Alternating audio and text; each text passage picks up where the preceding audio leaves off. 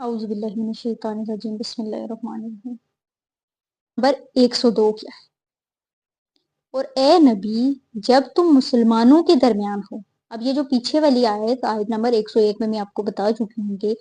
وہ جو جب حضور صلی اللہ علیہ وسلم موجود ہوں تو ڈیفینیٹلی ایک ہی گروہ ہوتا ہے، ہو سکتا ہے کہ جو نماز حضور صلی اللہ علیہ وسلم، یہ اس کے ریلیٹڈ بیان کیا جا رہا ہے کہ اور اے نبی جب تم مسلمانوں کے درمیان ہو اور حالت جنگ میں انہیں نماز پڑھانے کے لیے کھڑے ہو تو چاہے کہ ان میں سے ایک گروہ تمہارے ساتھ کھڑا ہو اور اسلحہ لیے،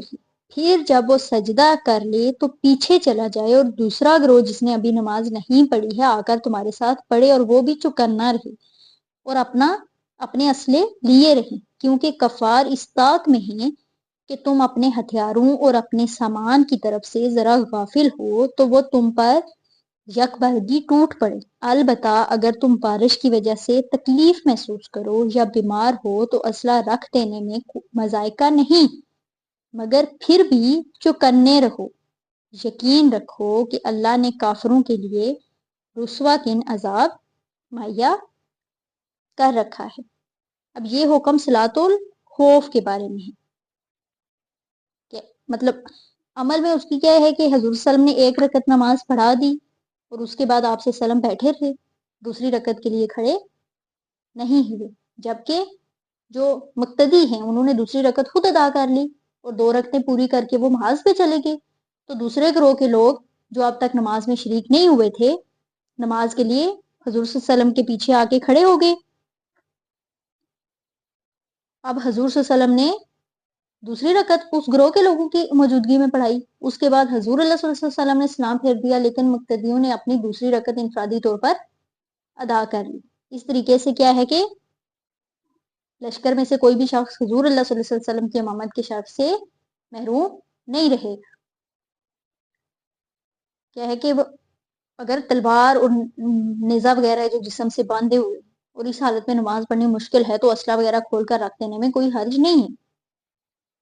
لیکن اس کے لیے کیا بشرطے جو جنگ کے حالات ہیں وہ اس کی اجازت دیتے ہوں، لیکن جو ڈھال وغیرہ ہے وہ اپنے پاس رکھنی چاہیے تاکہ اچانک کوئی حملہ ہو تو انسان اپنے آپ کو اس فوری حملے سے بچا سکے۔ آیت نمبر 103 کیا ہے کہ پھر جب نماز سے فارغ ہو جاؤ، نماز ادا کر لو اور بیٹھے اور لیٹے ہر حال میں اللہ کو یاد کرتے رہو، اور جب اطمینان نصیب ہو جائے تو پوری نماز پڑھو۔ نماز در حقیقت ایسا فرض ہے جو پابندی یہ وقت کے ساتھ ساتھ اہل ایمان پر لازم کیا گیا کہ جس وقت تم نماز ادا کر چکو تو پھر کیا ہے اللہ کا ذکر کرو، کھڑے ہوئے، بیٹھے ہوئے اور لیٹے ہوئے، چلتے پھرتے، اٹھتے بیٹھتے، سواری پر، غرض ہر حالت میں اللہ کا ذکر کرنا جاری رکھنا چاہیے، یعنی کثیر ذکر کرنا چاہیے، کثرت کے ساتھ ذکر، مطلب ذکر کثیر کا جو تعلق ہے صرف نماز کے ساتھ نہیں ہے جہاں یہ بات واضح ہوتی ہے، بلکہ ہر وقت اور ہر حالت میں اس کا اہتمام کرتے رہنا چاہیے۔ اس طرح سے کیا ہے کہ جب تمہیں وہ جنگ کی حالت سے امن حاصل ہو جائے تو پھر نماز کو قائم کرو تمام جو ہے آداب اور شرائط کے ساتھ، یعنی نماز کی جو یہ حالت ہے جو صلاۃ الخوف بتائی گئی ہے یہ صرف جنگ کی حالت میں ہوگی، لیکن جب خوف جاتا رہے گا، امن بحال ہو جائے گا تو نماز کو شریعت کے احکام اور آداب کے مطابق ادا کرنا ہوگا۔ یقیناً نماز اہل ایمان پر فرض کی گئی ہے وقت کی پابندی کے ساتھ، نماز کی فرضیت باقاعدہ اس کے اوقات کے ساتھ ہے، نماز کے اوقات کی تفصیل حدیث میں بھی مذکور ہے۔ حدیث کے مطابق حضرت جبریل علیہ السلام نے 2 دن میں رسول اللہ صلی اللہ علیہ وسلم کو نمازیں پڑھائی اور ایک دن 5 نمازیں اول وقت میں اور دوسرے دن تمام نمازیں آخر وقت میں پڑھائی، اور بتایا کہ نمازوں کے اوقات ان حدود کے درمیان ہیں۔ آیت نمبر 104 کیا ہے؟ اور اس دشمن گروہ کا پیچھے کرنے میں کمزوری نہ دکھاؤ، اگر تم تکلیف اٹھا رہے ہو تو تمہاری طرح وہ بھی تکلیف اٹھا رہے ہیں، اور تم اللہ سے اس چیز کے امیدوار ہو جس کے وہ امیدوار نہیں ہیں، اللہ سب کچھ جانتا ہے اور وہ حکیم و دانا ہے۔ حق اور باطل کی جنگ فیصلہ کن مرحلے میں داخل ہوگی، اور اس آخری مرحلے میں آ کر کے ہی تھک نہ جانا اور دشمن کا پیچھا کرنے سے کے معاملے میں ہمت نہ ہار دینا۔ اگر تمہیں تکلیف پہنچتی ہے تو تمہاری طرح انہیں بھی تو تکلیف پہنچتی ہے، اور تم اللہ سے ایسی امیدیں رکھتے ہو جیسی امیدیں وہ نہیں رکھتی۔ یہ نصیحت کا بہت پیارا انداز ہے کہ اس کشمکش میں اگر تم لوگ نقصان اٹھا رہے ہو تو کیا ہوا، تمہارے دشمن بھی تو ویسے ہی نقصان سے دوچار ہو رہے ہیں، انہیں بھی تو تکلیف پہنچ رہی ہے، وہ بھی تو زخم پر زخم کھا رہے ہیں،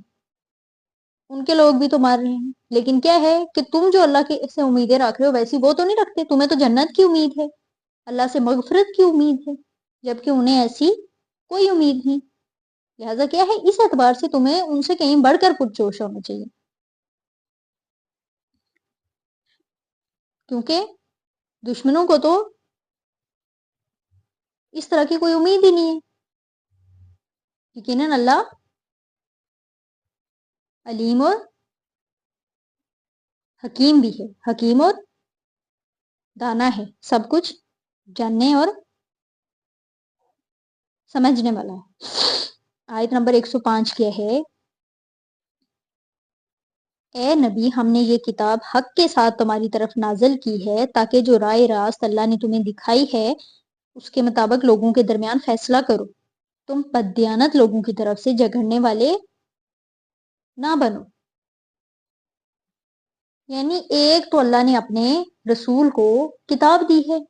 قانون دیا ہے، اور اس کے ساتھ ساتھ آپ کو بصیرت خاص دی ہے کہ مثلاً عدالت میں ایک جج بیٹھا ہے، اس کے سامنے قانون کی کتاب ہے، مقدمے کا متعلقہ ریکارڈ ہے، شہادتیں ہیں، اب اس کی اپنی عقل اور قوت فیصلہ بھی ہوتی ہے جس کو سامنے رکھ کر وہ فیصلہ کرتا ہے۔ یہی وہ چیز ہے جس کے بارے میں اللہ سبحانہ وتعالیٰ فرماتے ہیں کہ جیسا ہم آپ کو دکھاتے ہیں اس کے مطابق آپ فیصلہ کریں، اور آپ خیانت کرنے والوں سے کی طرف سے جھگڑنے والے نہ بنیں، یعنی آپ صلی اللہ علیہ وسلم ان کی طرف سے وکالت نہ فرمائیں۔ ایک شخص جو کہنے کو مسلمان ہے، آپ صلی اللہ علیہ وسلم لیکن ہے وہ نہیں، تو آپ کو اس کی طرفداری نہیں کرنی چاہیے۔ اس کے پس منظر میں دراصل ایک واقعہ ہے جس کے لیے کہ ایک منافق نے کسی مسلمان کے گھر میں چوری کے لیے نقب لگائی اور وہاں سے آٹے کا ایک تھیلا اور کچھ اسلحہ چرا دیا۔ آٹے کے تھیلے میں سوراخ تھا، جب وہاں سے وہ اپنے گھر کی طرف چلا تو ظاہری سی بات ہے وہ جو سوراخ تھا اسے تھوڑا تھوڑا آٹا گرتا رہا، اس طرح اس کے راستے اور گھر کی نشاندہی ہوتی رہی، مگر اسے خبر نہیں تھی کہ آٹا گر رہا ہے۔ گھر پہنچ کر اسے خیال آیا کہ ممکن ہے مجھ پر شک ہو جائے، اور اس نے کیا کیا، اسی وقت جا کر وہ سامان ایک یہودی کے ہاں امانت رکھوا دیا، لیکن آٹے کا نشان وہاں بھی پہنچ گیا۔ اب جب اس تلاش شروع ہوئی تو آٹے کی لکیر کے ذریعے لوگ کھوج لگاتے ہوئے پہنچ گئے، لیکن پوچھ گچھ پر اس نے منع کر دیا، تلاشی لی گئی تو برآمد بھی نہیں ہوا، کیونکہ اس نے وہاں سے وہ چیزیں آگے شفٹ کر دی تھی یہودی کے گھر۔ تو لوگوں نے جب مزید جو ہے نشانات آگے جاتے دیکھے تو کھوج لگاتے ہوئے یہودی کے گھر پہنچے اور اس کے ہاتھ سے سارا سامان بھی برآمد ہو گیا۔ یہودی نے حقیقت بیان کر دی کہ یہ سامان رات کو فلاں شخص نے اس کے پاس رکھوایا تھا۔ اب منافق کی قوم کے لوگوں نے کہا کہ یہودی جھوٹ بولتا ہے، وہی چور ہے۔ جب کوئی فیصلہ نہ ہو سکا تو یہ جھگڑا حضور صلی اللہ علیہ وسلم کے سامنے لایا گیا۔ منافق قبیلے کے لوگوں نے قسمیں کھا کھا کر کہا کہ یہ ہمارا آدمی نیک ہے، اس پر جھوٹا الزام لگ رہا ہے، جہاں تک کہ حضور صلی اللہ علیہ وسلم کا دل بھی اس کے بارے میں نرم ہونے لگا۔ اس پر یہ آیت نازل ہوئی کہ آپ خیانت کرنے والے کے حمایتی نہ بنیں، اس کی طرف سے وکالت نہ کریں، اس کا سہارا نہ بنیں، اس کو مدد نہ پہنچائیں۔ یہ لیسن خاصا لینتھی ہو گیا، آیت نمبر 105 ہے، آیت نمبر 106 سے ہم نیکسٹ لیسن میں پڑھیں گے۔ السلام علیکم ورحمۃ اللہ وبرکاتہ۔